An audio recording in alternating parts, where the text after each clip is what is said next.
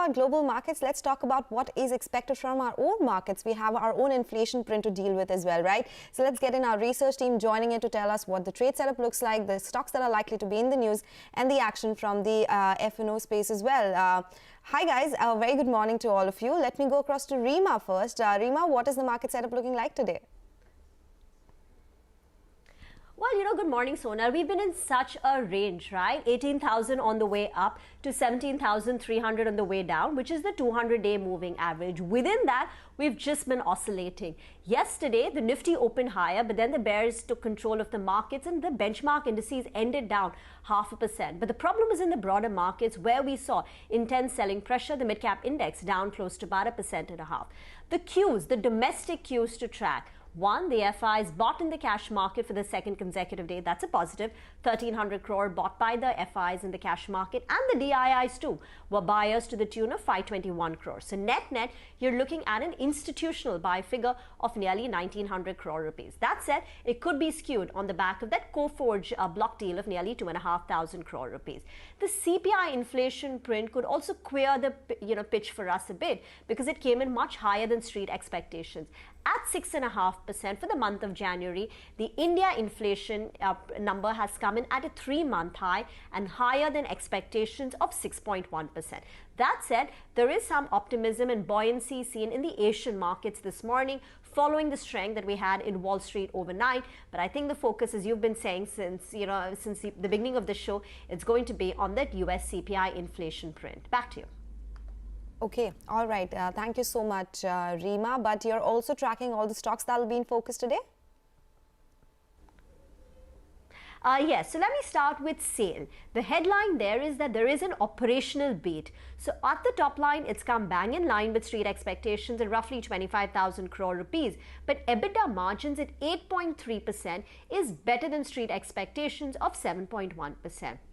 For Z, it's a bit muted because advertising revenue growth is down 16% year on year, though it has improved 5% on a quarter-on-quarter basis, and profits are down 92% year on year, impacted by an exceptional charge of 169 crore.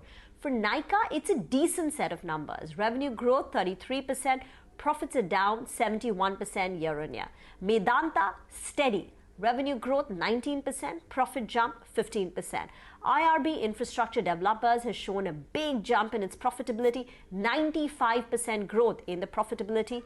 Castrol India, on the flip side, is muted, profit growth at just 2.5%.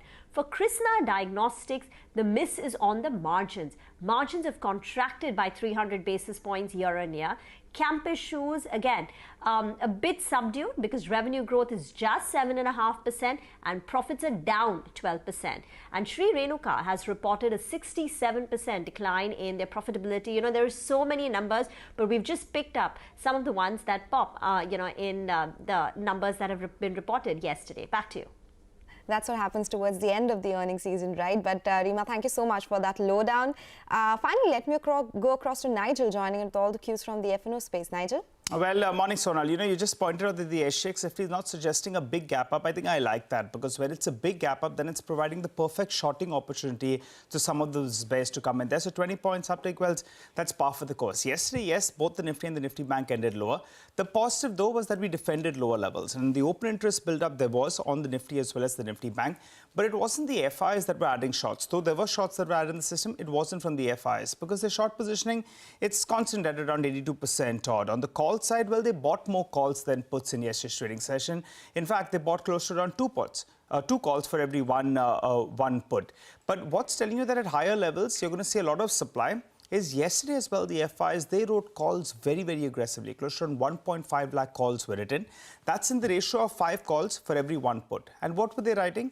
17,800, 17,900 calls, both of them fairly active in trade yesterday. So there was writing being seen at those levels. And in case you get a blockbuster in terms of a very, very timid CPI number, and there are shorts in the system as well. So it appears there was some out-of-the-money call buying at around that 18,000 odd. That appears a bit of a pun, though the call writing is something you should take note of. And because of that call writing, the PCR that was at around 1.05, that's come down to around 0.8 approximately. Remember, when you have the PCR coming down to around 0.7, and when you have the FI's short positioning at around 80-85%, that normally braces for a bit of a short covering bounce. So let's see whether or not the bulls can bat out today's trading session and hope for a pleasant surprise in terms of the CPI number.